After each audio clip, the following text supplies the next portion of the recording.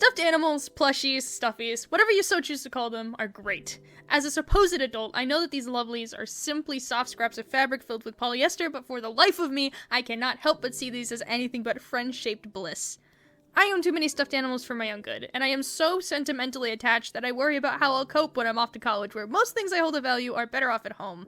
Of course, some are more beloved than others due to memories of comfort and childhood wonder, but I simply cannot get it into my pea brain that these things might not have the capacity to be offended when I don't cuddle with them for too long. I'm saying these things out loud, yeah, but my emotions haven't quite caught up to the rational conclusion.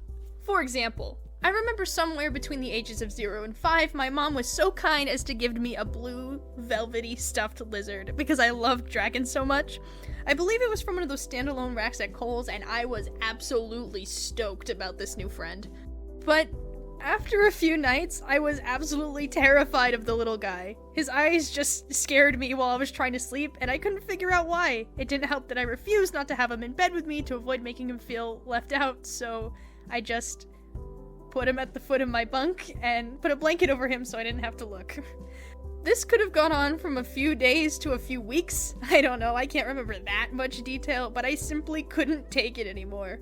I nervously approached my mom, teary-eyed, and probably said something along the lines of, "Mom, I'm really sorry. I don't want to be mean. It's just really scary, and I like when you get me stuff."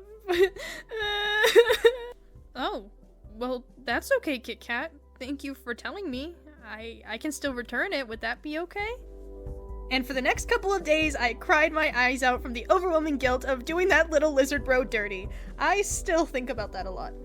Hey, put that pen down! On another note, I'm pretty grateful for how this emotional connection has impacted my adult life in most cases. Sure, I get insecure about sleeping with a giant stuffed bear at night to have an innocent cuddle buddy sometimes, but if these little friends are what get me through tough times, I could be doing a whole lot worse.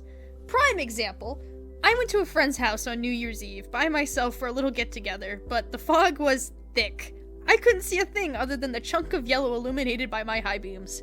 I show up in double the amount of time it would normally take in a decent weather and receive a warm welcome, completely shaken up by the drive, and start to try and relax and enjoy the get-together. My pals were really awesome, checking in on me when I got too quiet and basically curled up on the floor eating cookie dough dip by the spoonful, but even still, I was having a really rough time. I'm friends with all these people. They want me here, but I genuinely struggle to find my place within group interactions so hard that I physically fold. But after Secret Santa gifts, the host surprised us all with a little something extra. She got me puppy sore. Instant calm and comfort. Thank you.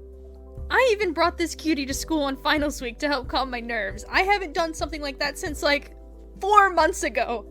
Stop writing this shit down! Actually, I've been keeping a plush on my person most of the time since then, and I can't say that my stress levels are under control, but it's an amazing coping mechanism. 4 to 5 stars, I get weird looks in the grocery store, but otherwise, would recommend.